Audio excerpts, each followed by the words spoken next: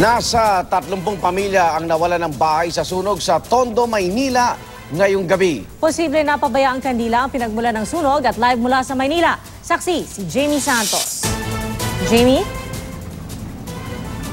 Pia Igan, 10:31 ngayong gabi nang ideklara ng Bureau of Fire Protection na under control na ang sunog na tumupok sa residential area sa Moriones, Tondo na sumiklab pasado alas 8 ngayong gabi.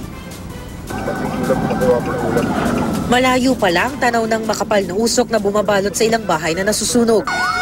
Sunod-sunod ang dating ng mga bumbero mula sa iba't ibang lugar sa Metro Manila.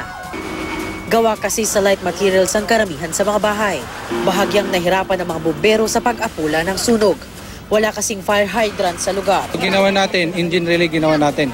So lahat ng mga paparating na truck natin, engine relay, supply sila. So yung mga tulong-tulong talaga. Kasama yung mga fire volunteers namin. Ayon sa Manila Fire, sa isang naiwang kandila raw nagsimula ang sunog. Wala raw kasing kuryente roon. Pero kwento ng ilang residente, may sumabog daw muna na sinundan agad ng apoy. Narinig namin yung wire jam, bigla may pumutok. Bagla sunog na doon sa gitna.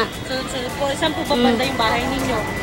Hindi, dyan lang po sa may tindahan kami. Kasaygar po ako nasunugan po sabi na lang bigla lang daw lumiyab doon, sumabog. Sa likod pumutok daw po, sabi.